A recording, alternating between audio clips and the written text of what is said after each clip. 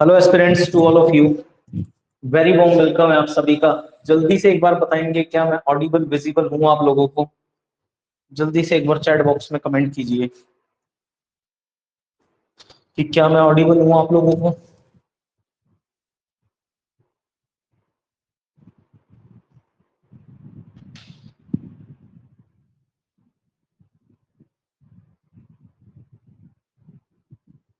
चलिए ठीक है, और मले जी कह रही हैं यस सर। तो चलिए स्टार्ट करते हैं। देखो आज एक तो हम करेंगे सिलेबस का डिस्कशन, ठीक है। और आज एक ही क्लास रहेगी आपकी इंग्लिश इंग्लिश की, कल से कंटिन्यू करेंगे। इस आईडी पे अब क्लासेस नहीं होंगी।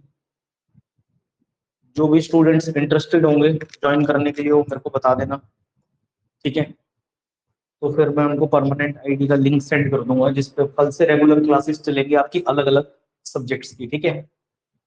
तो आज सिलेबस डिस्कस करेंगे टीजीटी आर्ट्स कमीशन का, ठीक है। Syllabus of TGT arts commission, ठीक है। आज हमने करना है सिलेबस डिस्कस कि हमारे एग्जामिनेशन में क्या क्या चीजें हैं जो आएंगी और कहाँ कहाँ पर हमें मेन फोकस बना के चलना है, ठीक है। Official syllabus. Very good evening जी Savita madam ji, very good evening. तो आज सिलेबस की बात करेंगे। वैसे तो मैंने ग्रुप में सेंड कर दिया था सभी लोगों को सिलेबस क्या है। तो देखो 200 मार्क्स का ये एग्जामिनेशन होने वाला है। सॉरी, 100 मार्क्स का, 100 मार्क्स का ये एग्जाम होगा आपका, जिसमें 200 मल्टीपल चॉइस क्वेश्चंस आपसे पूछे जाएंगे, एमसीक्यूज, ठीक है ना। मल्टीपल चॉइस का मतलब होता है इसमें 4 या 5 ऑप्शन गिवन होते हैं आपके पास। इसका मतलब है एक question, one question is equal to half marks, ठीक है। एक क्वेश्चन आपका कितने नंबर का होगा? आधे मार्क्स का।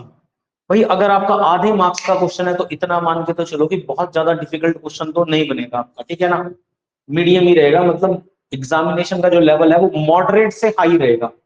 मॉडरेट से हाई का मतलब है कुछ मीडियम लेवल के क्वेश्चन और कुछ बड़े अच्छे हाई लेवल के क्वेश्चन, ठीक है। इजी लेवल भी नहीं रहेगा। अब बात करें इस 200 मल्टीपल चॉइस क्वेश्चंस में से क्या क्या आने हैं।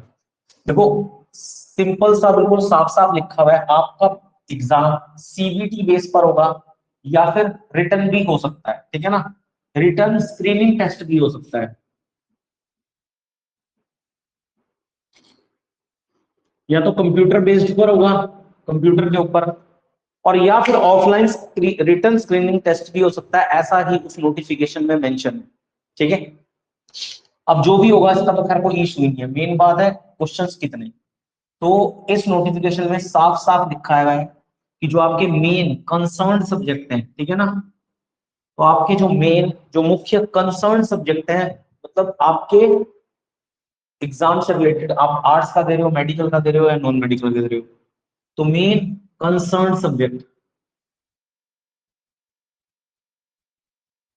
तो देखो आर्ट्स वालों के जो मेन कंसर्न सब्जेक्ट हैं वो कौन कौन से हैं?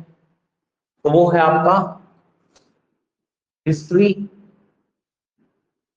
ठीक है, ज्योग्राफी, ठीक है, साथ ही साथ रहेगा आपका पॉलिटी, और आपका रहेगा इकोनॉमी। इकोनॉमी, इस इकोनॉमी के साथ साथ अकाउंट और बिजनेस का पोर्शन भी इसी में ऐड रहेगा, ठीक है ना। इकोनॉमिक्स अकेली नहीं आएगी, अपने साथ इसके साथ बिजनेस और अकाउंट्स के भी कुछ क्वेश्चन आएंगे, क्योंकि आपको पता है कि आपके साथ कॉमर्स वाले मर्ज है। तो अकाउंट्स और बिजनेस का पार्ट भी रहेगा कुछ इकोनॉमी के साथ।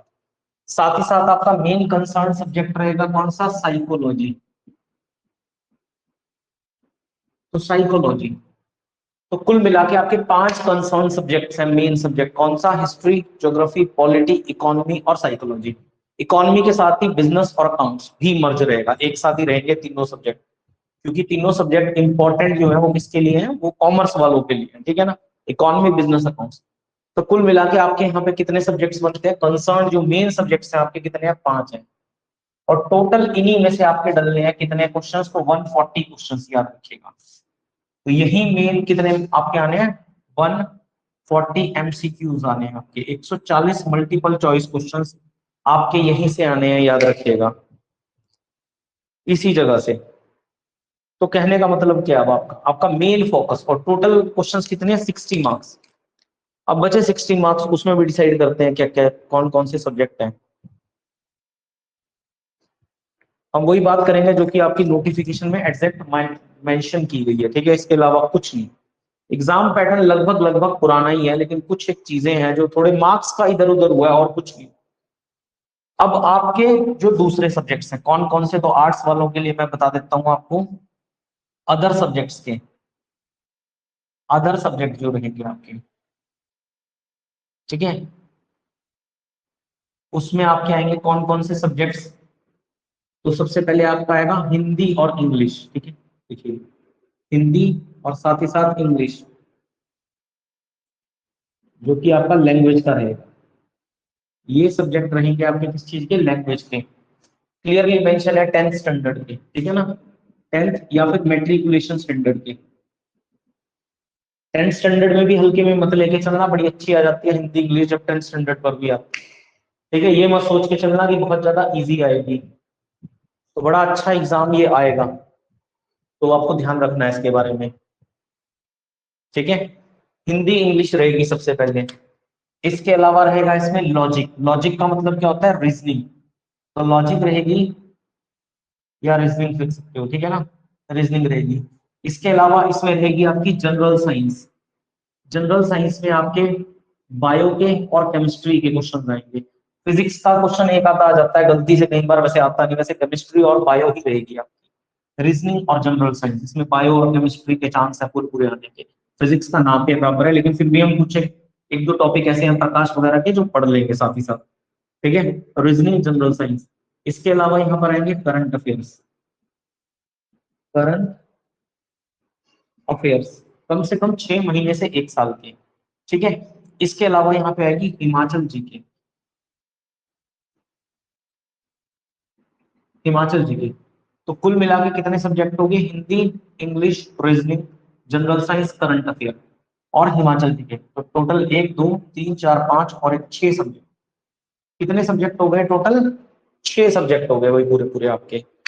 अब ये 6 सब्जेक्ट है तो इसका मतलब 60 क्वेश्चन है, तो इसका मतलब क्या है, अगर ये 6 सब्जेक्ट है तो भाई सीधी सीधी सी बात है कि 60 अगर मल्टीपल चॉइस क्वेश्चन आएंगे यहाँ से, एमसीक्यूज आएंगे, तो 10 10 क्वेश्चन हर एक के आएंगे, ठीक है ना, 10 क्वेश्चन ईच एक के। हिंदी के भी 10 क्वेश्चन, इंग्लिश के भी 10 क्वेश्चन, रीजनिंग के भी, साइंस के भी, करंट अफेयर के भी और हिमाचल जीके के भी। कुल मिला के 6 सब्जेक्ट्स आएंगे, इनमें से 60 क्वेश्चन, तो हम मान लेते हैं 10 मार्क्स का ईच पोर्शन रहेगा। इससे कम तो कोई क्या ही देगा आपको, ठीक है। 7 7 8 8 क्वेश्चन तो नहीं बन सकते वैसे भी एक सब्जेक्ट के, ठीक है भाई। तो आपने ये चीज याद रखनी है यहाँ पे। तो यही है आपका सिलेबस। तो सारा का सारा फोकस कहाँ होना चाहिए आपका, जो मेन कंसर्न सब्जेक्ट है यही वाले, बहुत डीप में पढ़ने हैं। ज्योग्राफी आपको पढ़नी है ना, तो सिर्फ इंडिया और वर्ल्ड नहीं पढ़ना है, आपको फिजिकल इन्वायरमेंट बहुत अच्छे से पढ़ना है, ठीक है ना। ज्योग्राफी में मेन आपका क्या रहेगा, इन्वायरमेंट, पर्यावरण, और इसी के साथ साथ फिजिकल। ये वाला पोर्शन आपने बहुत अच्छे से तैयार करना है, तब जाके आप ज्योग्राफी में स्कोर कर पाओगे, ठीक है। हिस्ट्री में भी आपको बड़ा अच्छे से पढ़ना होगा, ठीक है। ये सिर्फ यही नहीं है कि राजा महाराजाओं का शासनकाल पढ़ लिया बहुत है। मॉडर्न हिस्ट्री में बहुत सारी स्टेटमेंट्स हैं, क्या किसने कहा था, इस तरह के क्वेश्चन भी एग्जामिनेशन में आपको देखने को मिलेंगे भर भर के, ठीक है। तो हिस्ट्री आपको बहुत अच्छे से तैयार करनी है। पॉलिटी भाई, अच्छा अगर बात करें यहाँ पे 1 2 3 4 5 सब्जेक्ट है टोटल, मेन सब्जेक्ट कितने हैं, कंसर्न सब्जेक्ट आपके सब्जेक्ट के 5। अगर हम इन 5 को ही बेस मान लेते हैं अपना, तो इतना मान के चलो लगभग 25 से 30 क्वेश्चन, 25 to 30 क्वेश्चन हमें एक सब्जेक्ट के देखने को मिलते हैं। अगर 140 मल्टीपल चॉइस क्वेश्चन हमारे हिस्ट्री ज्योग्राफी पॉलिटी इकोनॉमी और साइकोलॉजी से आते हैं, तो हर एक कंसर्न सब्जेक्ट से 25 से 30 क्वेश्चन आने के चांस है। इसका मतलब सारा क्रक्स कहाँ पे है, हमारा मेन कंसर्न सब्जेक्ट पे। लेकिन ऐसा नहीं हम 60 मार्क्स को छोड़ देंगे, 60 क्वेश्चंस को छोड़ देंगे, क्योंकि एग्जाम क्वालिफाई करने के लिए ना पॉइंट एक एक मार्क्स बहुत जरूरी है। मैं आपको रियलिटी बता दूं, ठीक है, पॉइंट एक मार्क्स से भी आपका पेपर रह जाता है। तो 60 क्वेश्चंस और 30 मार्क्स बहुत इंपॉर्टेंट रखते हैं यहाँ, ठीक है। फिर भी अगर मैं बात करूं इस एग्जाम की, कट ऑफ वगैरह के बारे में भी थोड़ा बात कर सकते हैं। वैसे जनरल कट ऑफ जो है वो हमें पता लगेगा किसके बाद में, जब आपका एग्जाम कंडक्ट हो जाएगा उसके बाद में हम कट ऑफ के बारे में वैसे अंदाजा लगा सकते हैं, पेपर के डिफिकल्टी लेवल को देखने के बाद, ठीक है फाइनली। लेकिन फिर भी अगर एक अभी तक जितने भी एग्जाम टीजीटी के हुए हैं, अभी 425 पोस्ट हैं इस बार, ठीक है, अच्छी पोस्टें आई भी हैं, कोई बहुत कम ज्यादा नहीं है, ठीक है। तो हम एक मान सकते हैं अगर आप जनरल ओपन कैटेगरी से भी अगर आप फाइट करते हो तो ये मान के चलो कि फिर भी आप 70 या 70 प्लस पे बिल्कुल सेफ रहते हो, ठीक है ना। 70 से 70 प्लस का स्कोर एक ऐसा स्कोर है जिसपे आप बिल्कुल सेफ, जनरल कैटेगरी ओपन में भी अगर आप फाइट कर रहे हो, ठीक है। और अगर आप रिजर्व कैटेगरी से हो, SC ST या OBC से, तो ये मान के चलो कि 5 से 8 मार्क्स जो भी यहाँ पे कट ऑफ रहेगी जनरल की, उससे 5 से 8 मार्क्स का आपको रिलैक्सेशन इजीली मिल जाएगा। उससे 5 से 8 मार्क्स अगर आपके कम भी आएंगे तब भी आप इजीली एग्जाम को क्या कर जाएंगे, क्वालिफाई कर जाओगे, ठीक है। तो ये चीज आपने याद रखनी है। तो मेनली आज का हमारा टारगेट था थोड़ा सा क्या, हमारे सब्जेक्ट्स जो फोकस करने वाले हैं, ठीक है। तो हमारा फोकस इन्हीं सब्जेक्ट्स के ऊपर रहेगा, ठीक है।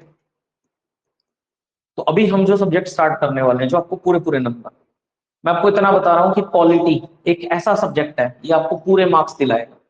जितने भी क्वेश्चन बनेंगे 25 से 30 आपके एग्जामिनेशन में, ये कंसर्न सब्जेक्ट है, आपको पूरे पूरे मार्क्स दिलवा देगा। मैं आपको बता रहा, किसी एक आधे क्वेश्चन को छोड़ करके आपको पूरे मार्क्स दिलवाएगा अगर आप अच्छे से पढ़ के जाएंगे। पूरे पूरे मार्क्स पॉलिटी बहुत अच्छे से पढ़ेंगे और बहुत अच्छे से एक एक चीज, एक एक आर्टिकल, एक एक चीज संविधान की बहुत शानदार तरीके से पढ़नी है हमें, ठीक है। इसके अलावा ज्योग्राफी, ये पोर्शन ऐसा है, ये भी आपको अगर आप अच्छे से पढ़ के जाओगे सारा कुछ, इन्वायरमेंट, फिजिकल, इंडिया, वर्ल्ड, ये 4 भागों में बटा हुआ है। अगर आप ज्योग्राफी अच्छे से पढ़ के जाते हो, साथ ही साथ स्टैटिक, स्टैटिक भी ज्योग्राफी में बहुत रहता है, ठीक है। वाइल्ड लाइफ सेंचुरीज पढ़नी पड़ेगी आपको स्टैटिक में, ज्योग्राफी में, ठीक है। नेशनल पार्क्स पढ़ने पड़ेंगे इंडिया के सारे सारी की सारी रामसर साइट्स जो है वर्ल्ड की वो पढ़नी पड़ेगी। मतलब स्टैटिक बहुत रहता है देखो ज्योग्राफी में। लेकिन अगर आप पढ़ के जाओगे ज्योग्राफी तो ये भी आपको एक आधा क्वेश्चन छोड़ के पूरे पूरे मार्क्स दिलवा सकता है ये सब्जेक्ट, ठीक है। अब आता है इकोनॉमी पे। देखो इकोनॉमी होती है पूरी पूरी कॉन्सेप्चुअल बेसिस पर, सारा कंसेप्ट चलता है यहाँ पे। इकोनॉमी के साथ साथ हमें 2025 चल रहा है, 25-26 का इकोनॉमिक सर्वे पढ़ना पड़ेगा, 25-26 का हमें बजट पढ़ना पड़ेगा, बहुत अच्छे से तैयार करना पड़ेगा हमें इस टॉपिक को, तब जाके हमारा कुछ स्कोर हो सकता है। ये मान के चलो अगर 25-30 क्वेश्चन भी आएंगे ना इसके, अगर हम 15 से 18 क्वेश्चन भी करके आते हैं ना तो भी हमारा बड़ा अच्छा स्कोर हो जाता है इकोनॉमी, अकाउंट्स और बिजनेस वालों में, आर्ट्स वालों की अगर मैं बात करूँ तो, ठीक है। तब भी बहुत अच्छा स्कोर माना जाएगा अगर 25-30 में से 15 से 18 क्वेश्चन भी हम टिक करके आ सकते हैं, ठीक है। अब देखो हिस्ट्री, अगर मैं बात करूं हिस्ट्री की, हिस्ट्री में स्कोर मिडिल में ही रहेगा, बहुत ज्यादा अच्छा भी नहीं कर पाओगे, बुरा भी नहीं कर पाओगे, क्योंकि हिस्ट्री का सिलेबस बहुत ज्यादा वास्ट है, बहुत ज्यादा वास्ट, ठीक है। आप कितना ही कर लोगे। मॉडर्न हिस्ट्री आपका सबसे ज्यादा दिक्कत, एंशिएंट में तो दिक्कत नहीं आएगी किसी भी तरह की, लेकिन मॉडर्न हिस्ट्री में बहुत दिक्कत आती है।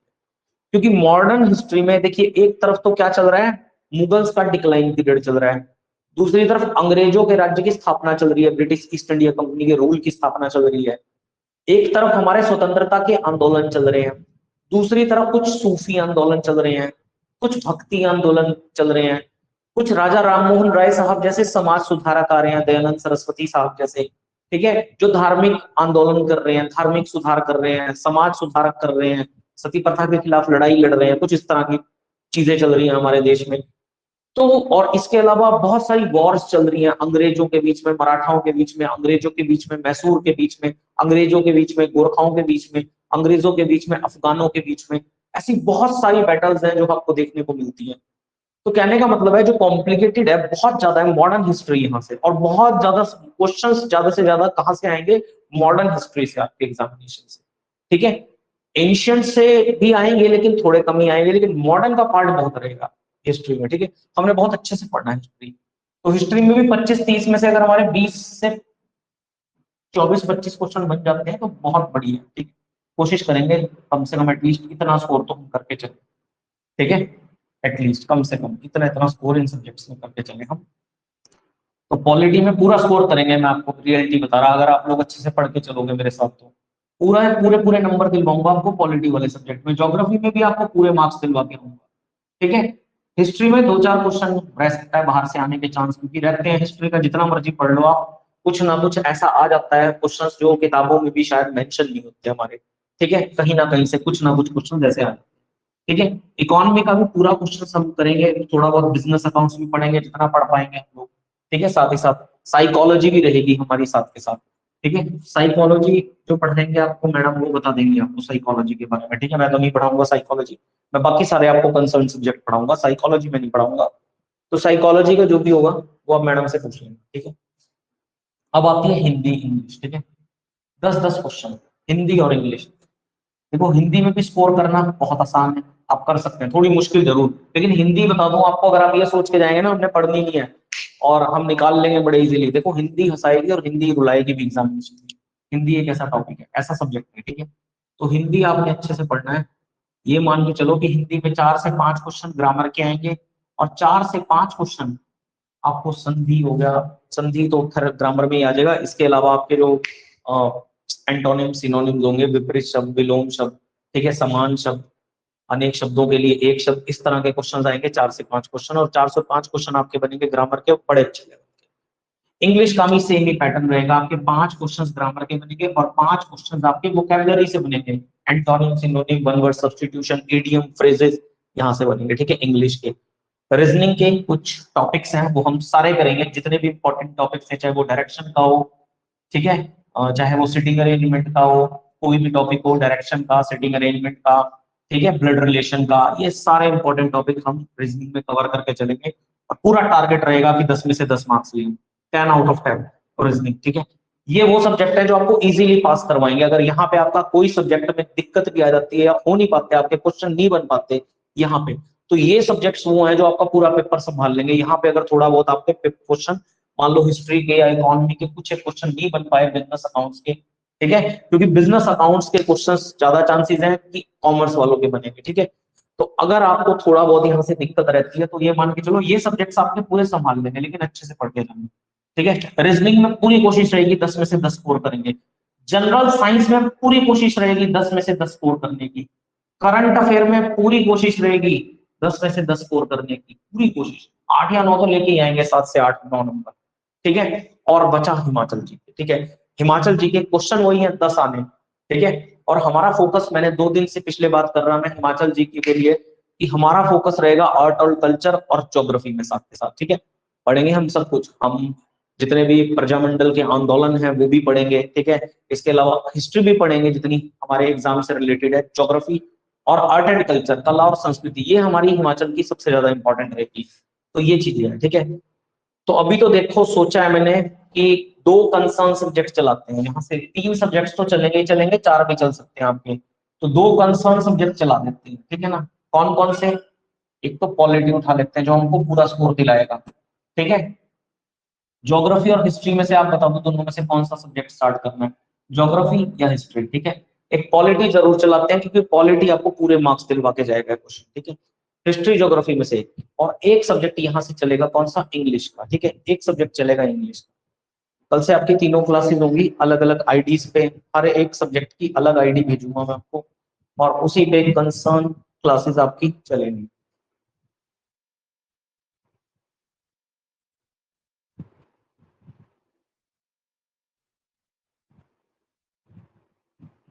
तो बताओ भाई, यहाँ तक कोई डाउट है? यही आपके एग्जाम का पैटर्न रहेगा। ठीक है, अब इसमें कोई चेंजेस नहीं होगा क्योंकि ऑफिशियल वेबसाइट पे ही है, राज्य चयन आयोग की जो नोटिफिकेशन है उसी में मेंशन है ये पूरा का पूरा, सारा का सारा जो मैंने आपको बताया। अब इससे रिलेटेड कहीं कोई डाउट है तो आप लोग बता सकते हैं। ठीक है, तो यही रहेगा आपका सिलेबस, लेकिन कोशिश एक करनी है, जो हमारा बैच है ना, ये थ्योरी भी रहेगा इसमें और प्रैक्टिस भी रहेगी। हम थ्योरी भी पढ़ेंगे और प्रैक्टिस भी करेंगे हर एक टॉपिक का, जितने भी टॉपिक्स पढ़ते जाएंगे उनकी हर एक टॉपिक की प्रैक्टिस करेंगे। इंग्लिश के भी मान के चलो हर टॉपिक से मोर देन 100 से 200 क्वेश्चंस हम लोग सॉल्व करेंगे, हर एक टॉपिक का। हम टेंसेस पढ़ रहे हैं, टेंसेस जिस दिन कंप्लीट हो जाएगा, कम से कम 100 से 150 क्वेश्चंस हम डिस्कस करेंगे इस टॉपिक के। यही आपका सिलेबस जो आपने एग्जामिनेशंस में पढ़ के जाना। ठीक है, कोई डाउट है तो आप लोग बता सकते हो।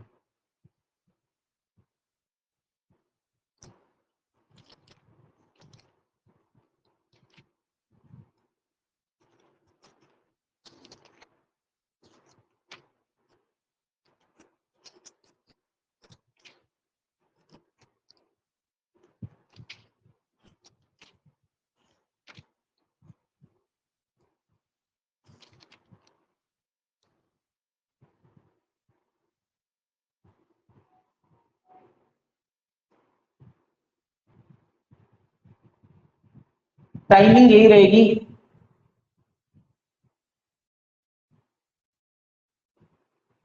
टाइमिंग 5:40 से, ठीक है। अप्रोक्सीमेटली मेरी 5:15 तक ऑफलाइन क्लासेस चलती हैं, तो बस 5:40 से ठीक रहेगा। बाकी आप बता दो, कुछ लेट करना है तो लेट कर लेंगे, कोई इशू नहीं है। अगर लेट करना है तो लेट हो जाएगा, इससे जल्दी तो खैर नहीं हो पाएगा, ठीक है।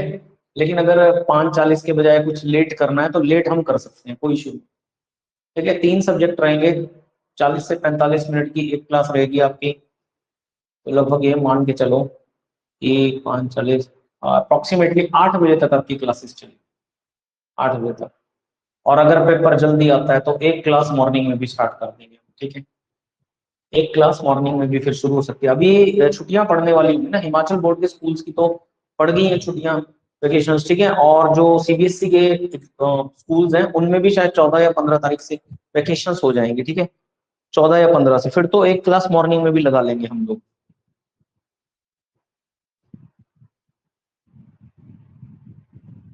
टाइम यही ठीक है आपका, 5:40 से, ठीक है। क्योंकि 2, ढाई, 3 बजे तक सारे स्टूडेंट्स घर ही पहुंचते होंगे, सारे के सारे जॉब में ही हैं। तो 3 बजे के बाद अब पूरा 6-7 घंटे जॉब करने के बाद थोड़ा रेस्ट भी चाहिए बॉडी को, ठीक है। खाना वाना भी बनाना होगा, घर में लेडीज हैं आप सारे लोग, तो सारे काम अपने 5:30 बजे तक निपटा लो, उसके बाद 8 बजे तक बैठो क्लासेस में आराम से, ठीक है, ताकि आपका काम भी हो जाए, आपको रेस्ट भी मिल जाए। तो यही है आपके कंसर्न सब्जेक्ट, ठीक है। कोई स्क्रीनशॉट वगैरह लेना है तो आप ले सकते हो, फिर हम पढ़ना स्टार्ट करते हैं, ठीक है। नेगेटिव मार्किंग अभी मेंशन नहीं है, देखो अभी हम नहीं मान के चल रहे कि नेगेटिव मार्किंग नहीं है, ठीक है। क्योंकि मेंशन नहीं है नेगेटिव मार्किंग का, मैंने पूरी नोटिफिकेशन आज अच्छे से पढ़ी, लेकिन उसमें कहीं भी नेगेटिव मार्किंग मेंशन नहीं है। और पुराने जो आर एंड बी रूल्स है डीजीटी के, उसमें भी कहीं नेगेटिव मार्किंग मेंशन नहीं है, ठीक है। अभी तक तो नहीं है नेगेटिव मार्किंग का, अगर कुछ होगा तो पता लग जाएगा आपको भी और मुझे भी, लेकिन अभी तक तो नेगेटिव मार्किंग का कहीं भी मेंशन नहीं है कि इस एग्जामिनेशन में नेगेटिव मार्किंग हो सकती है, ठीक है। ऐसा कहीं भी मेंशन नहीं है। हिस्ट्री में एंशियंट और मॉडर्न ही आएगी बस।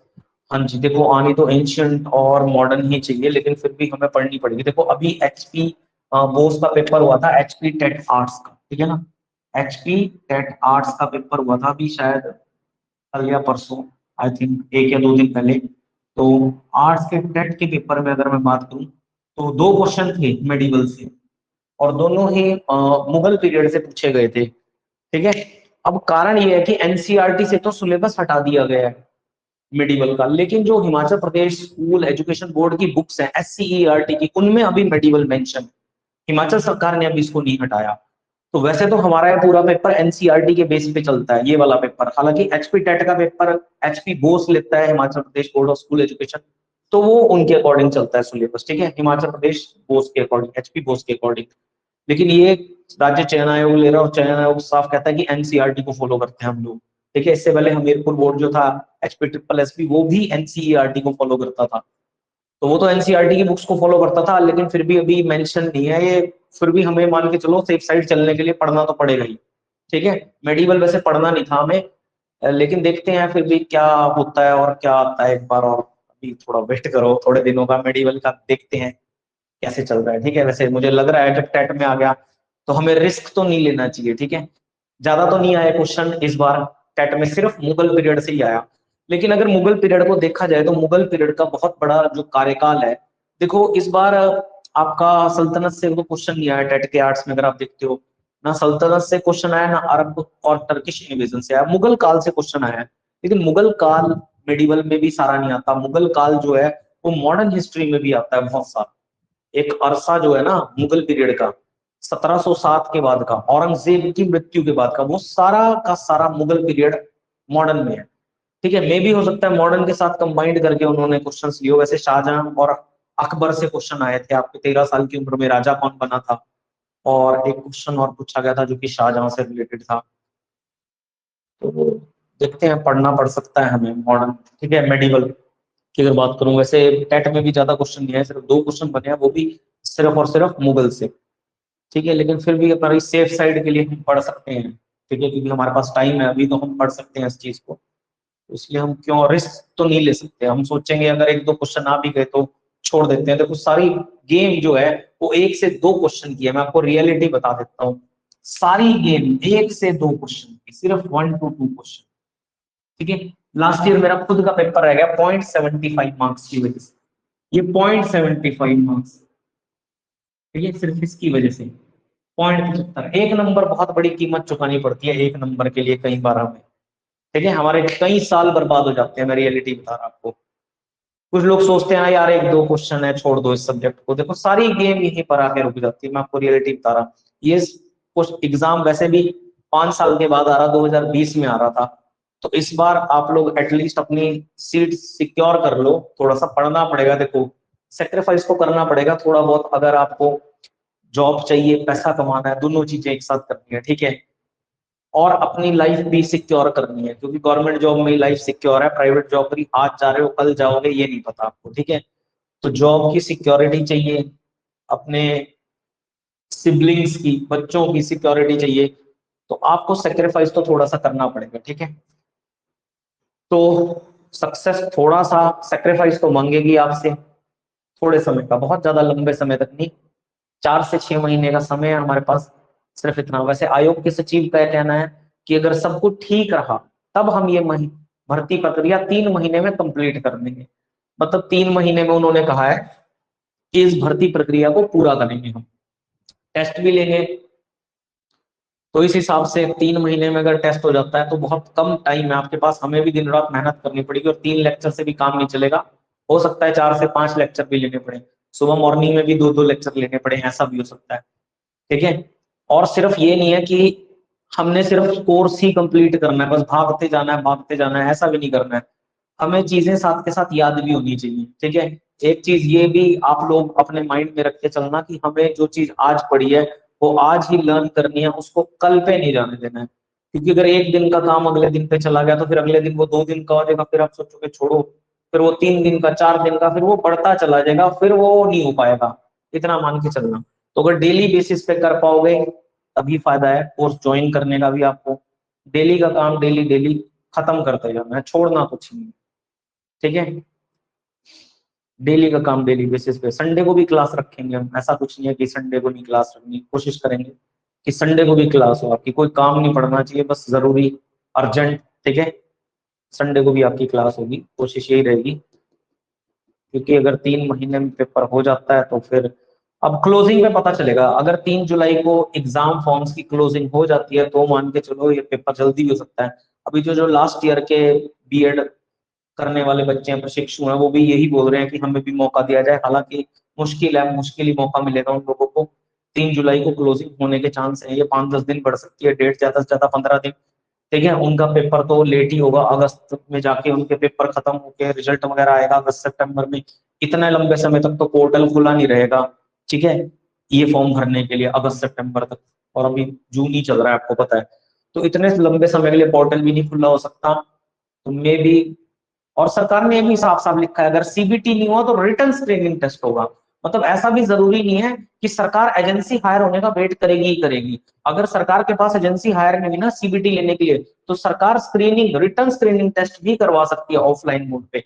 क्लियर मेंशन है वहां पे, नोटिफिकेशन जो आपको आज भेजी उसमें साफ साफ मेंशन है, CBT computer based test by written screening test. मतलब रिटन भी, ऑफलाइन भी हो सकता है टेस्ट। ये तो डिपेंड करेगा कि एजेंसी हायर होनी नहीं हो रही। मतलब सरकार की मंशा तो है खैर इसको कराने की जल्द से जल्द। अब इस पेपर को टाइम बहुत हो गया, इस एग्जाम को आए में। अगला पेपर कब आएगा बड़ा मुश्किल है, मुझे लगता है इस सरकार में एक ही कमीशन होगा, ठीक है। अगला पेपर, अगला कमीशन तो जयराम ठाकुर साहब की सरकार में ही होगा, कब होगा ये भी नहीं पता।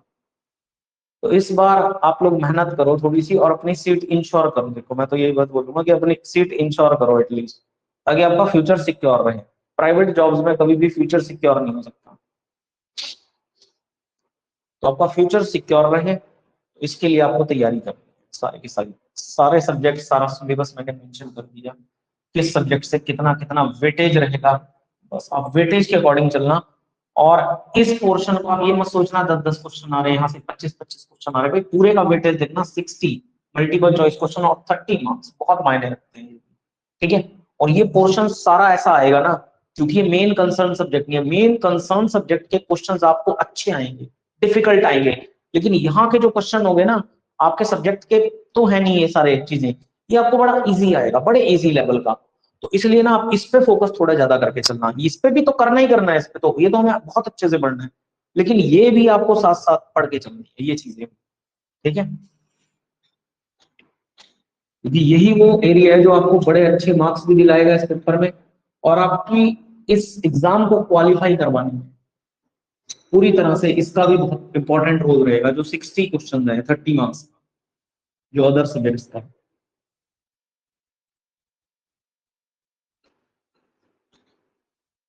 अब आज बस सिलेबस डिस्कस करना है हमने, और एक इंग्लिश की क्लास लेंगे हम, ठीक है। फिर कल से अदर आईडी पे चलेंगे, क्योंकि ये सिर्फ डेमो बैच की आईडी थी, इस पे डेमो ही चल रहा है पिछले 2 दिनों से, और आज तीसरा दिन है डेमो पे चलते हुए। और दोबारा से कराऊंगा मैं सारे सब्जेक्ट्स जो भी हैं, अब ये चल रहा है तो डेमो ही चल रहा है, ठीक है। तो डेमो ही देख लो आप लोग आज, इसके बाद इस आईडी पे क्लासेस नहीं चलेंगे, फिर दूसरी आईडी पे क्लास चलेंगी आपकी। कल हमने प्रेजेंट कॉन्टिन्यूस टेंस करा था, और बहुत सारी चीजें सीखी थी हमने प्रेजेंट कॉन्टिन्यूस में, ठीक है। चलो, तो प्रेजेंट कॉन्टिन्यूस लिखिए जरा एक बार, present continuous tense, present continuous tense हम लोग पढ़ रहे थे, जिसमें हमने बात करी थी an action that is going on at the time of speaking. इसका स्ट्रक्चर हम लोगों ने पढ़ा था, क्या था, subject plus is am are helping verbs थी, प्लस V1 प्लस ING, और प्लस आपका ऑब्जेक्ट, ठीक है। जिन लोगों ने टेंसेस की 2 क्लासेस हुई है, एक संडे को हुई थी और एक कल यस्टरडे हुई थी, ठीक है। तो वो दोनों क्लासेस देख लेना, हो सकता है आज की क्लास में कुछ समझ में ना आए आपको, जो नए लोग होंगे, ठीक है। तो आप एक बार वो रिकॉर्डेड लेक्चर देख लेना, आपको आज की क्लास बहुत अच्छे से समझ आ जाएगी, ठीक है। नहीं तो मैं कल से दोबारा सब्जेक्ट स्टार्ट कराऊंगा, सारे के सारे जो भी 3 सब्जेक्ट हम करेंगे दोबारा से करेंगे स्टार्टिंग से, और तब स्टार्टिंग से ही करेंगे, ठीक है। आज ये डेमो ही चल रहा है तो यही कंटिन्यू करते हैं, प्रेजेंट कंटिन्यूअस टेंस, ठीक है। तो लिखिए जरा rule, when we talk about when we talk about temporary actions, we use present continuous tense, we use present continuous tense, ठीक है। क्या कहा गया है कि जब भी हम टेम्परेरी एक्शन, टेम्परेरी का मतलब क्या होता है, जो अस्थायी एक्शन, अस्थायी कार्य, मतलब जो लगातार नहीं होता, अस्थायी बीच बीच में, टेम्परेरी तौर पर।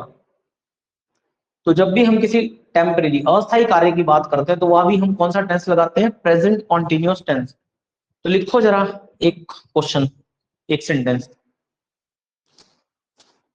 these days we do our work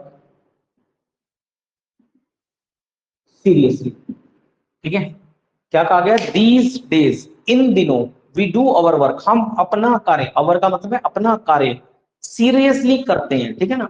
इन दिनों हम अपना कार्य सीरियसली करते हैं, भाई ठीक है आप कहेंगे, ठीक है। लेकिन these days, इससे हमें क्या पता चलता है, these days से हमें पता चलता है टेम्परेरी एक्शन, क्या पता चलता है, टेम्परेरी एक्शन, अस्थायी एक्शन। इन दिनों हम अपना कार्य सीरियसली करते हैं, मतलब परमानेंट नहीं करते, सिर्फ इन्हीं दिनों कर रहे हैं हम अपना कार्य, क्या, सीरियसली। तो अगर टेम्परेरी एक्शन की बात है तो क्या लगना चाहिए, प्रेजेंट कॉन्टिन्यूअस। स्ट्रक्चर क्या है, सब्जेक्ट, तो वी क्या आपका सब्जेक्ट, ठीक है।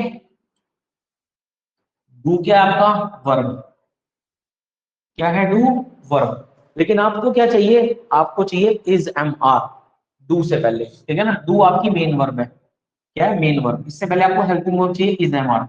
तो वी प्लूरल है तो अपने साथ इज एम आर में से क्या लेगा, आर लेगा। सिंगुलर होता तो इस लेता, आई होता तो क्या लेता, एम लेता अपने साथ। तो वी के साथ क्या आ जाएगा, आर, और V1 प्लस ING। तो डू के साथ भी क्या लगा दोगे आप, ING। इस डू के साथ भी क्या लगा दोगे आप यहाँ पे, ING, डूइंग, ठीक है ना। Subject plus is am are में से कोई एक, तो वी प्लूरल है तो इसके साथ आर आएगा, डूइंग आर वर्क सीरियसली। तो ये हो गया आपका object, subject plus is am are plus V1 plus ING, और ये हो गया आपका ऑब्जेक्ट, ठीक है। तो अब हो गया ये सेंटेंस क्या, सही। एक और सेंटेंस लिखिए यहीं पे,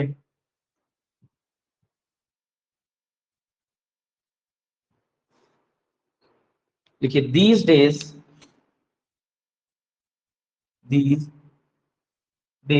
he teaches chemistry as the teacher of chemistry is absent। बताओ अब आप इस सेंटेंस को करेक्ट करो, इस सेंटेंस को करेक्ट करो, इसमें क्या करेक्शन करनी है, जल्दी से आंसर बताओ।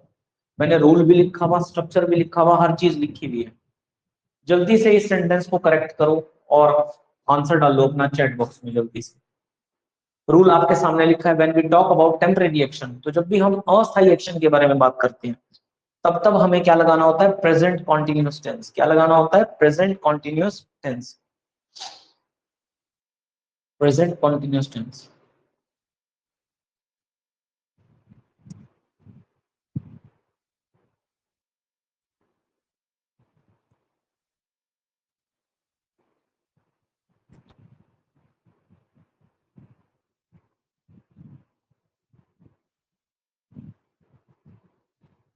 देखो यहां भी हमें क्या पता चल रहा है, दीज डेज से हमें पता चल रहा है टेम्परेरी एक्शन है। अब यहाँ पे क्या है, ही, दीज डेज, इन दिनों, ही टीचेस केमिस्ट्री, वह केमिस्ट्री पढ़ाता है, क्योंकि as the teacher of chemistry is absent, क्योंकि जो केमिस्ट्री का टीचर है, अध्यापक है, वो क्या है, वो अनुपस्थित है। तो इन दिनों पढ़ाता है क्योंकि केमिस्ट्री का टीचर क्या है, एब्सेंट है, अनुपस्थित है, तब पढ़ाता है। इन दिनों पढ़ाता है मतलब जब वो टीचर आ जाएगा तब तो नहीं पढ़ाएगा, तो टेम्परेरी एक्शन। दीज डेज से हमें क्या पता लगता है कि ये टेम्परेरी एक्शन है। तो ही सब्जेक्ट, सब्जेक्ट के बाद is am are, he singular है तो क्या लेगा अपने साथ, इज लेगा। प्लूरल होता तो आर ले लेता, और अगर ही की जगह आई होता तो वो एम ले लेता, ठीक है। ही इज, अब टीचेस, टीचेस नहीं आएगा, क्या आएगा, टीच के बाद आई एन डी, तो ये भी कटेगा टीच, और टीचेस की जगह क्या होगा, teaching. Subject is am are plus V one plus I N D, और ये आ गया आपका ऑब्जेक्ट, ठीक है ना। ये आपका आ गया आपका object, he is teaching chemistry as the teacher of chemistry is absent. तो ये बनेगा आपका क्या, करेक्ट आंसर, ठीक है। बिल्कुल अंजू कुमारी जी का आंसर है ही इज टीचिंग, बिल्कुल सही है, ठीक है ना। क्या बनेगा, ही इज टीचिंग। बस आपको पता था कि दीज डेज की वजह से टेम्परेरी एक्शन है, तो आपने सिंपल सा ये स्ट्रक्चर लगा देना था, प्रेजेंट कॉन्टिन्यूस का, subject is am are V one plus N, ठीक है ना। और वही लगाना था जहां पे टेम्परेरी एक्शन की बात हुई थी। टेम्परेरी एक्शन की बात कहां थी, कि वो केमिस्ट्री पढ़ाता है, इन दिनों वो केमिस्ट्री पढ़ाता है, यही हुई थी, ठीक है ना। तो यहीं पे आपने क्या अप्लाई करना था, present continuous tense. I hope it is clear to all of you. अब एक रूल हो रहा है प्रेजेंट कॉन्टिन्यूस का, जो कि आपने पढ़ना है, बाकी तो हमने पढ़ ही लिए थे कल, ठीक है। लिखिए, when we talk about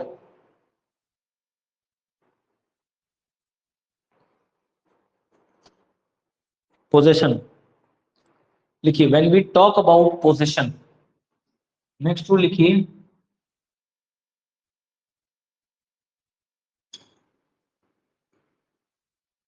when we talk about possession, जब भी हम पोजेशन, पोजेशन का मतलब क्या होता है, अधिकार। When we talk about possession, when we talk about possession, जब भी हम पोजेशन या अधिकार की बात करते हैं, जब भी हम पोजेशन या अधिकार की बात करते हैं, पोजेशन का मतलब क्या होता है, अधिकार। तो जब भी हम पोजेशन या अधिकार की बात करते हैं तब भी हम क्या लगाते हैं, तब हमें we do not use I N G, लिखिए, sorry, we we do not use I N G, तब हमें आई एन जी नहीं लगाना होता। तो जिस भी सेंटेंस में पोजेशन होगा, और फॉर एग्जाम्पल लिखो, ये मार्कर है मेरे पास, मेरा ही मार्कर है ये, ठीक है ना। तो लिखो जरा question, I am having a marker, I am, possession को ये हैव बताता है, कौन बताता है, have.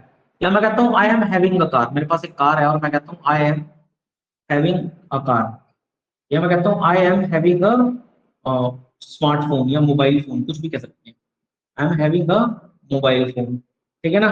I am having a pen, I am having a tablet, ठीक है ना। जो भी चीजें आपके एसेट्स हैं, ठीक है, जो भी आपके पास है, जिन चीजों पे आपका अधिकार है, कार, बाइक, स्कूटर, जो भी चीज आपके एसेट्स हैं, आपके अधिकार है, तो आप उनके साथ कभी भी आईएनजी का यूज नहीं करोगे। ठीक है ना, यही आता है ना, I have a pen, I have a notebook, I have a phone. ठीक है, यही इसी तरह से यूज करते हैं। तो जब भी बात होगी किसकी, पोजेशन की, भाई मार्कर मेरा है तो मेरा अधिकार है। आप एग्जामिनेशन हॉल में जाते हो, वहां पर स्टूडेंट आपको कहता है सर या मैडम या भाई दोस्त, ठीक है, या दीदी या सिस्टर, कोई भी कहता है कि एक एक्स्ट्रा पेन है आपके पास, और वो आपका पेन है, आपका अधिकार है उसके ऊपर, आपकी मर्जी है आप सामने वाले को दें या ना दें। ठीक है, तो जिस चीज पर अधिकार है वहां पे आप आईएनजी काट दोगे, तो काटो फिर आईएनजी को। तो यहाँ से आईएनजी काट दो। जब जब मैंने कल बताया था आपको, जब जब ये आईएनजी कटता है तब तक हेल्पिंग वर्ब भी कटती है। जब जब ये आईएनजी कटेगा तब तक हेल्पिंग वर्ब भी। तो आई, ये बात याद रखेगा, आई सिंगुलर है लेकिन हमेशा अपने साथ हैव लिखता है। क्या लिखता है, आई अपने साथ हमेशा है। आई सिंगुलर प्रोनाउन है लेकिन हैव लिखता है। बाकी जितने भी सिंगुलर प्रोनाउन है वो अपने साथ हैज लेते हैं, ही, शी, इट, ये सब अपने साथ हैज लेते हैं। लेकिन आई इकलौता ऐसा सिंगुलर प्रोनाउन है जो कि अपने साथ प्लूरल वर्ब हैव लेता है।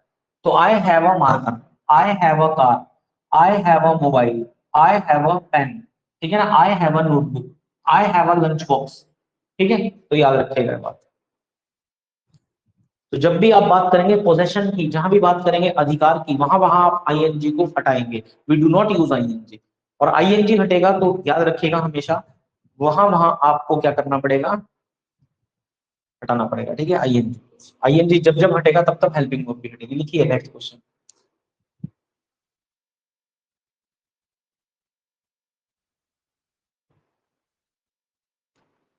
लिखिए question, we are having fun in the amusement park. We are having fun in the amusement park. We are having fun in the amusement park.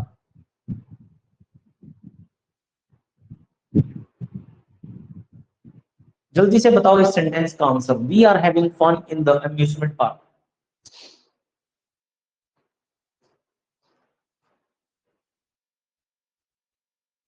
We are having fun in the amusement park.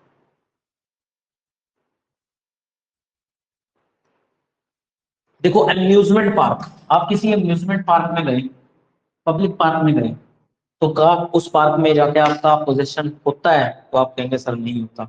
हमने बात करी थी कि जहां हमारा position है वहां हम आईएनजी को हटाएंगे, लेकिन इस अम्यूजमेंट पार्क में हमारा पोजीशन है ही नहीं, है ही नहीं, तो आईएनजी भी आ जाएगा और हेल्पिंग वर्ब भी आ जाएगी। तो इस सेंटेंस में कोई एरर नहीं है। ठीक है, इस सेंटेंस में कोई एरर नहीं है, क्योंकि अम्यूजमेंट पार्क, थिएटर, किसी पब्लिक प्रॉपर्टी में अगर हम जाते हैं तो वहां हमारा अधिकार नहीं होता। वहां पे जाने से पहले अगर आप किसी पार्क में घूमने जाते हो तो वहां पे एक बाहर ना एक लिस्ट ली होती है, नियम और कानून लिखे होते हैं कि आप अंदर जाके धूम्रपान नहीं कर सकते, किसी भी तरह का नशीले पदार्थ का सेवन नहीं कर सकते, आप शराब इत्यादि का अगर आप करते हैं तो वहां पे लिखा होता है कि आपके पास साथ इस धारा के तहत आपके ऊपर मुकदमा होगा या कार्रवाई की जाएगी कानून के तहत। तो प्रॉपर मेंशन होता है वहां पे। ठीक है ना, तो अम्यूजमेंट पार्क में आपका अधिकार नहीं है या आपके अधिकार क्षेत्र से बाहर है, तो इसलिए आप आईएनजी लगा सकते हैं। ठीक है, तो ये सेंटेंस सही है, इसमें कोई भी एरर नहीं है, ये बात याद रखिएगा। ठीक है, एक और लिखिए, having seen the movie, having seen the movie he became delighted। देखिए, having seen the movie he became delighted।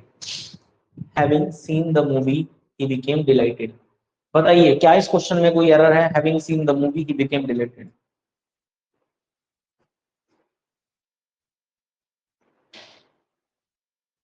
Movie देखने के बाद वो बड़ा खुश था, मूवी देखने के बाद वो बड़ा, ठीक है, जब वो मूवी देख रहा था उस समय वो बड़ा खुश, he became delighted। बताओ भैया क्या इस सेंटेंस में कोई एरर है।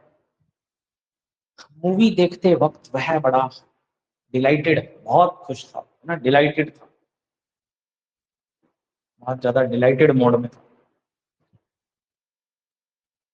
बस इतना देखो, क्या मूवी पे पोजीशन है, अधिकार है, आपका अधिकार है। आपका मान लो मार्कर मेरा है, ये किसी को देना है नहीं देना है मेरी मर्जी है, मेरा फोन है उस पे मेरा अधिकार है। किसी को देना है या नहीं देना वो मेरी मर्जी है। अच्छा, मूवी में मान लो आपको कोई चीज पसंद नहीं है, आप कह दोगे ये हटवा दो इस मूवी से, तो क्या आपका अधिकार है? नहीं है, आपका अधिकार नहीं है। उसके ऊपर जिस प्रोड्यूसर ने, जिस एक्टर ने, जिस डायरेक्टर ने काम किया, उसका अधिकार है, वो चेंज करवा सकता है, आपका कोई अधिकार नहीं। तो जब अधिकार ही नहीं है मूवी के ऊपर, तो हैविंग V1 प्लस ING आ सकता है? तो बिल्कुल आ सकता है, आप कहेंगे ठीक है ना। तो बिल्कुल ING आ सकता है, तो ये सेंटेंस क्या है? ये सेंटेंस भी ठीक है, ठीक है, ये सेंटेंस भी क्या है? ठीक है। तो यही रूल बचे थे हमारे, जो कि आपने पढ़ने थे, ठीक है। अब आ जाओ पास्ट कॉन्टिन्यूअस टेंस में। पास्ट कॉन्टिन्यूअस टेंस, ठीक है, past continuous tense.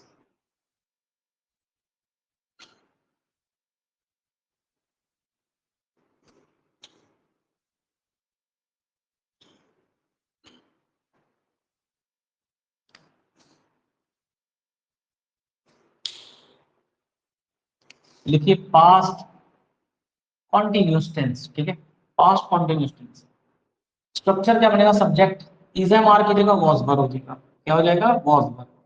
Past continuous tense. और इसकी डेफिनेशन लिख लीजिए, an action that was going, an action that was going on, an action definition लिखिए, an action that was going on at the time of speaking, an action that was going on at the time of speaking. तो ऐसा कार्य, ठीक है ना, जिस समय पर आप बोल रहे थे उस समय पर वो हुआ भी था। तो ऐसा कार्य जिस समय पे आपने बोला था उस समय पे वो हुआ था। जिस समय आपने बोला था उस समय पे वो हुआ था। मान लो 2 दिन पहले आपने बोला कि आज आरसीबी जीत जाएगा, और उस दिन आरसीबी जीत भी गया, वो पास्ट में ही था, ठीक है ना, बोला भी आपने पास्ट में ही था, जिस समय पे बोला था उस समय पे आरसीबी जीत भी गया था। तो ये क्या आपका पास्ट कॉन्टिन्यूस टेंस, क्या बोलते हैं इसको? पास्ट कॉन्टिन्यूस टेंस, ठीक है ना। चलो जरा देखते हैं।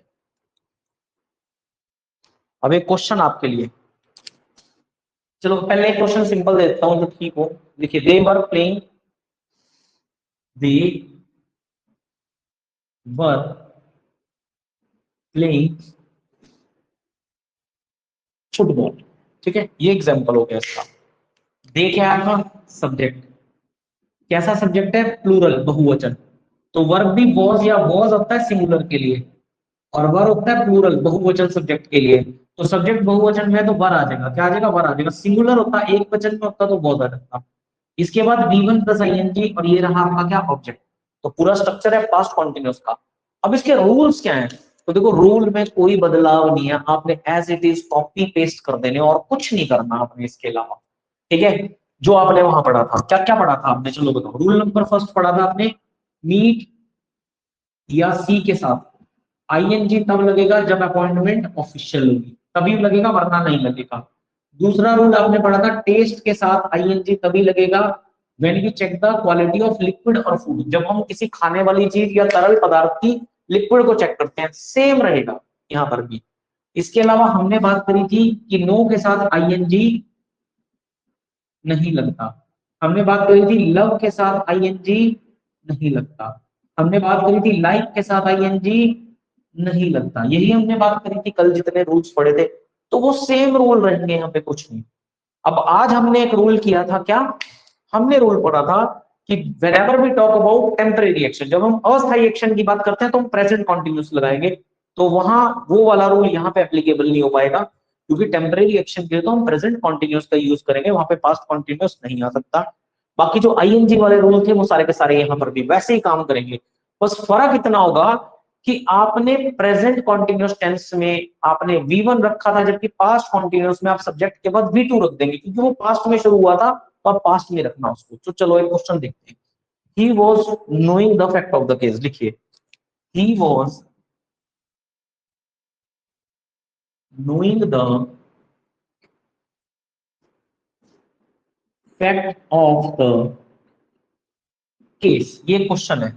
अभी अभी आपको बताया नो के साथ ING नहीं आता, किसी के साथ भी नहीं आता इनमें से। मीट, सी और टेस्ट के साथ एक कंडीशन है, उसी कंडीशन में आ सकता है। कल मैंने बताया था जिन स्टूडेंट्स ने नहीं देखा वो कल की रिकॉर्डेड क्लास चेक कर लेंगे, मिल जाएगा। ठीक है, तो नो के साथ आईएनजी नहीं आ सकता, आईएनजी काट दो। आईएनजी जब जब कटेगा हेल्पिंग वर्ब भी कटेगा।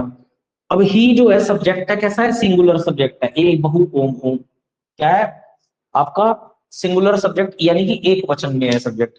अब इसके साथ जो वर्ब लगेगी, अब ये पास्ट में था, तो देखो सब्जेक्ट प्लस वी1, अब नोज होगा, अगर सिंगुलर को देखते हो नोज, वी1 प्लस एस तभी सिंगुलर बनेगा। लेकिन इससे ये क्या होगा, प्रेजेंट इंडेफिनिट में चला जाएगा ये सेंटेंस, लेकिन ये पास्ट में आपसे पूछा गया था सेंटेंस, ये क्वेश्चन आपसे पास्ट में, तो नो की जगह ना न्यू कर देना, ताकि सेकंड फॉर्म बन जाए नो की, और ये सेंटेंस किस में रह जाए, पास्ट में रह जाए, इंडेफिनिट में आ जाएगा, कोई दिक्कत नहीं है। तो क्या आ जाएगा, sorry, he knew, knew V two में चेंज कर दो इसको आप, he knew the fact of the case, ठीक है ना, he knew the fact of the case, तो ये सेंटेंस क्या बनेगा, राइट आंसर। ठीक है, आई होप आपको इतनी बात समझ में आ रही होगी।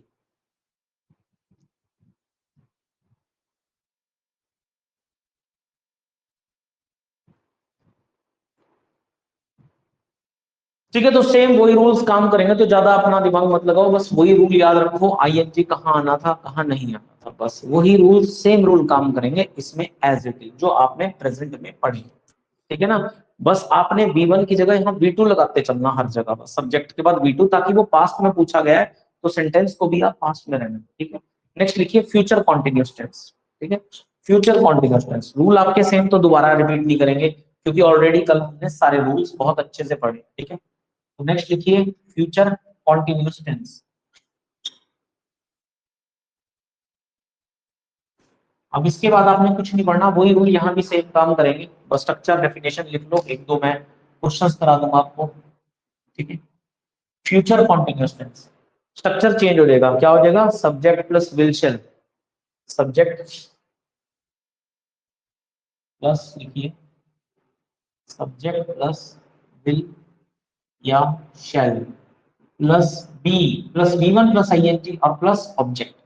ठीक है, subject will shall plus be plus V1 plus I N G लिखिए, तो इसकी डेफिनेशन लिखिए, an action that will be going on, an action that will be going on in future, an action that will be going on in future, an action that will be going on in future, तो ऐसा action, ऐसा कार्य जो कि future में होगा, ठीक है ना, हो रहा होगा, ठीक है ना, ऐसा एक्शन जो फ्यूचर में होना होगा, उसको क्या बोलते हैं हम, फ्यूचर कॉन्टिन्यूअस टेंस। स्ट्रक्चर आपके सामने है। ठीक है, तो चलो क्वेश्चन देखते हैं।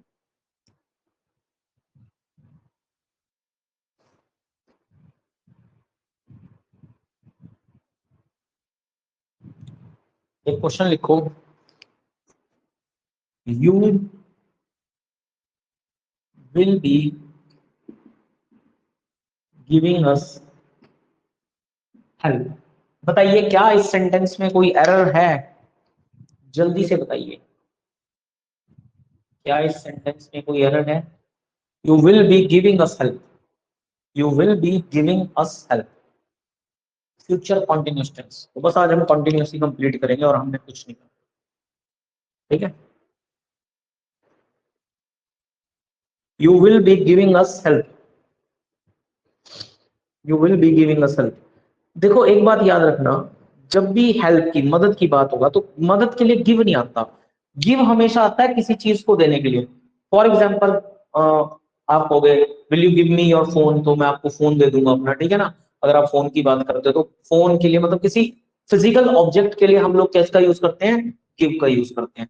लेकिन हेल्प, हेल्प तो एक एब्स्ट्रैक्ट नाउन है, ठीक है ना, हेल्प मदद, इमोशन वाली चीज है, इमोशनली आप किसी की मदद करते हैं, फिजिकली तो फिजिकली भी करते हो, लेकिन कुछ देते तो नहीं हो किसी को कई बार। ठीक है, यू विल बी गिविंग अस, तो हेल्प के लिए जो वर्ड यूज होता है ना, वो प्रोवाइड या रेंडरिंग यूज होता है, क्या होता है, प्रोवाइड या फिर रेंडरिंग। तो गिविंग को कौन रिप्लेस करेगा, प्रोवाइडिंग या रेंडरिंग, याद रखना, इसको रिप्लेस करने वाला वर्ड है प्रोवाइडिंग या रेंडरिंग, प्रोवाइडिंग या फिर रेंडरिंग, ठीक है ना, ये दोनों वर्ड्स में से कोई भी रिप्लेस कर सकता है। ठीक है, स्ट्रक्चर क्या है, subject will be V1 plus I N G object, ठीक है ना, अस क्या है आपका ऑब्जेक्ट, तो स्ट्रक्चर पूरा का पूरा किसका है, फ्यूचर कॉन्टिन्यूस का। अच्छा, अब एक और बढ़िया शानदार question,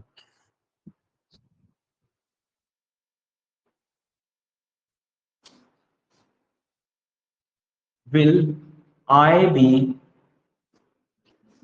solving the moot points? will I be solving the moot points? बताइए, will I be solving the moot points? इस क्वेश्चन को सही कीजिए। देखो एक चीज देखो कि ये कौन सा क्वेश्चन है, प्रश्नवाचक वाक्य, इसके लास्ट में आपका क्वेश्चन मार्क लगा हुआ है, तो ये इंटेरोगेटिव क्वेश्चन प्रश्नवाचक वाक्य है। और मैंने कल आपको एक रूल पढ़ाया था, अगर आपको याद आ रहा हो तो, मैंने आपको एक रूल पढ़ाया था कि प्रश्नवाचक वाक्य में, इंटेरोगेटिव सेंटेंस में, अगर सब्जेक्ट आई और बी है तो उसके साथ विल नहीं बल्कि क्या आएगा, शैल आएगा। तो उसके साथ विल का यूज नहीं बल्कि किसका यूज होगा, शैल का। तो देखो मैंने ये चीज नहीं कही थी कि फ्यूचर इंडेफिनिट में ऐसा होगा, मैंने कहा था इंटेरोगेटिव सेंटेंस में अगर सब्जेक्ट आई और बी है, अब वो चाहे फ्यूचर इंडेफिनिट हो, फ्यूचर कॉन्टिन्यूस हो, फ्यूचर परफेक्ट हो, चाहे फ्यूचर परफेक्ट कॉन्टिन्यूस हो, इस बात से कोई फर्क नहीं पड़ता हमारे सेंटेंस को। मैंने बात कही थी इंटेरोगेटिव सेंटेंस में अगर सब्जेक्ट आई और बी हुआ तो हम हेल्पिंग वर्ब किसका यूज करेंगे, शेल का। आई होप ये रूल आपको याद रहा होगा आज, और हमने यहाँ पे आज अप्लाई भी कर दिया, ठीक है ना। तो सेंटेंस को कोई फर्क नहीं पड़ेगा कि वो फ्यूचर इंडेफिनिट में था, ठीक है ना, फ्यूचर कॉन्टिन्यूस में है, या फ्यूचर परफेक्ट में होगा, या फ्यूचर परफेक्ट कॉन्टिन्यूस में होगा, इस बात से हमारे सेंटेंस को कोई फर्क नहीं पड़ रहा। हमारा रूल इतना कह रहा था, इंटेरोगेटिव सेंटेंस में, in interrogative sentence with subject I and we use helping verb shall. तो इस विल को काट दो और इस विल को रिप्लेस कौन करेगा, तो शैल कर देगा, ठीक है। I hope it is clear to all of you. अगला क्वेश्चन लिखिए, they shall be doing their task. They shall be doing their task. They shall be doing their task. They shall be doing their task.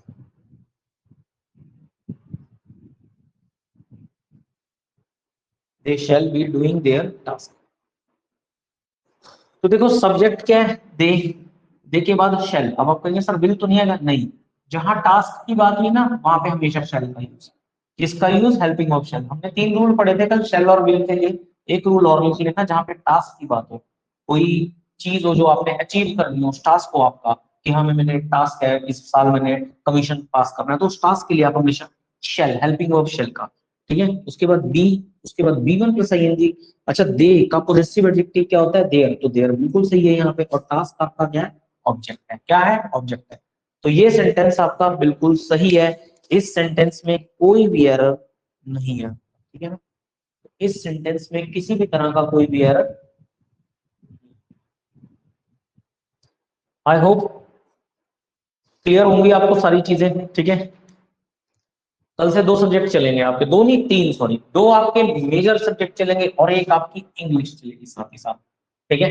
दो major subject जो आपके concern subject हैं, चार पांच subject हैं total, पांच में से दो चलेगा, साइकोलॉजी की क्लासेस भी मैं देखता हूँ जल्दी अरेंज करूंगा, ठीक है। तो दो कंसर्न सब्जेक्ट चलेंगे आपके, और एक आपका चलेगा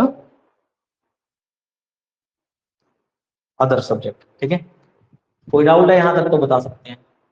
तो आज हमने कॉन्टिन्यूस टेंस पूरा खत्म कर दिया, कल हमने प्रेजेंट कॉन्टिन्यूस शुरू किया था, ठीक है। उससे पहले दिन हमने इंडेफिनिट किया था। कॉन्टिन्यूस कंप्लीट, अब बस परफेक्ट और परफेक्ट कॉन्टिन्यूस बचा आपका। लेकिन अब जब हम कल से पढ़ेंगे तो दोबारा ही करेंगे एक बार स्टार्टिंग से, ठीक है, सारा का सारा, क्योंकि मे भी हो सकता है कुछ नए स्टूडेंट्स आए हो, तो उनका भी एक बार दोबारा हो जाएगा, ठीक है। एक दो दिन में कोई फर्क नहीं पड़ेगा हमें, एक दो क्लासेस दोबारा से भी हो जाएंगे, ठीक है। और फिर रिकॉर्ड भी हो जाएंगी वहां पे क्लासेस, यहाँ भी हो रही है रिकॉर्ड, लेकिन वो फिर प्रॉपर बैच की होगी, प्रॉपर सीरियल से क्लासेस होंगी, सीरियल से सब कुछ होगा, ठीक है। आई होप क्लियर होंगी आपको सारी चीजें, कोई डाउट है तो बता सकते हो आप लोग।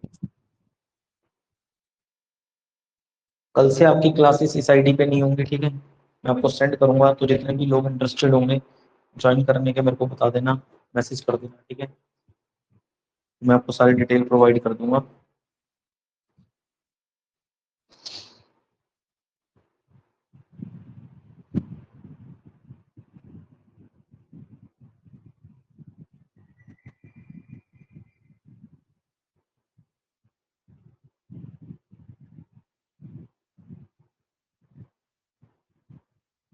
तो बस सिलेबस के अकॉर्डिंग ही पढ़नी है हमने सारी चीजें, ठीक है। कल से 5:40 से तैयार रहिएगा आप लोग, ठीक है। 5:40 से रेगुलर क्लास चलेगी आपकी अप्रोक्सीमेटली 8 बजे तक, ठीक है। 5-10 मिनट ज्यादा भी हो सकते हैं, 5-10 मिनट पहले भी छूट सकती है आपके क्लास, ठीक है। तो 5:40 से 8 बजे तक तैयार रहिए लगातार क्लासेस के लिए।